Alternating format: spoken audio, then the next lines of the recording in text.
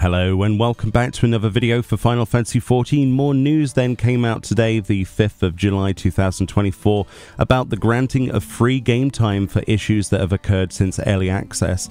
Yoshi P addresses the community here and says thank you all for logging in and playing since the launch of Dawntrail's early access. On the other hand, I would like to deeply apologize for the serious freezing issues occurring on the Xbox Series X and S version when transitioning between areas.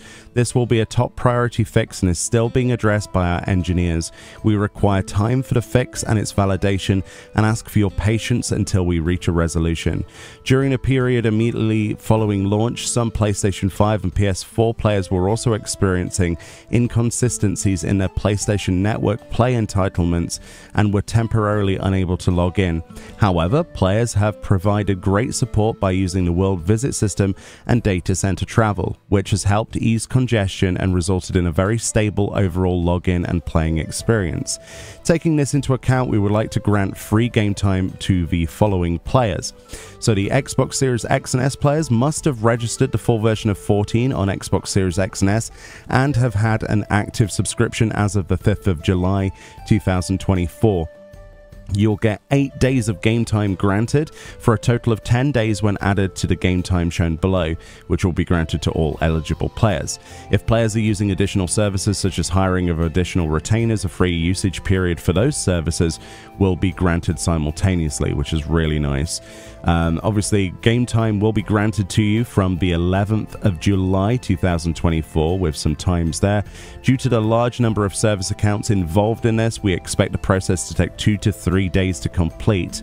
All other players, including those on PlayStation 5 and PS4, must have registered the full version of Final Fantasy XIV regardless of platform and have had an active subscription as of the 5th of July. You'll be granted 2 days of game time. If players are using additional services such as the additional retainers, they also get the free usage period for those services granted simultaneously. This will also be added on the 11th of July, and obviously this will take 2 to 3 days again. Yoshi P says, once again, I'd like to apologize for the issues that have occurred and thank you all for your cooperation in easing congestion. We'll be addressing the aforementioned issues as a top priority. Hope you'll all continue supporting us in Final Fantasy XIV, end quote. So yeah, basically the Xbox Series X and S version probably got the worst end of this, and I really feel for the people on the Xbox Series X and S, because obviously this is a brand new game for you. A lot of you have just started out, and you know, having the lag or disconnects or crashes between zones that I've seen people report isn't a very good experience. Obviously this is something that, you know, I agree with, definitely deserves some free time. It doesn't obviously fix the issue of, you know, having early access and not being able to play as, you know, often or as easily as your friends who might be on other platforms, but at least this is a nice gesture and a really, really generous gesture, I think. Personally, 8 days is a really good amount of time. In terms of the PS4 and PS5 stuff, the 2 days is obviously associated with the fact that the early access, those 2 days, there was an issue essentially where people were playing the previous day, like the first day of early access, and they went to bed. They woke up the next day and suddenly their PlayStation, or at least it was the PS5 if I remember from the reports, started the countdown timer to early access again, which is really quite sad. And then they had to basically sit through that. They weren't able to play the game at all. So 2 days is good. Again, it doesn't take away the fact that it was early access. It was supposed to be early access period that they could play, but at least they are giving you some recompense for that. And it's nice to see that the obviously the retainer stuff, so if you've got an account like I do where you pay for lots of retainers, that will also be taken into account, but only 2 days for that one. I would have liked to have seen more than 2 days. I know that sounds a bit greedy, but I do think for the entire weekend should be granted, including the Friday, personally, as a gesture of goodwill. But honestly, it's been a really smooth launch, especially considering I play on PC. I know it's a quite privileged place to sort of sit and stand.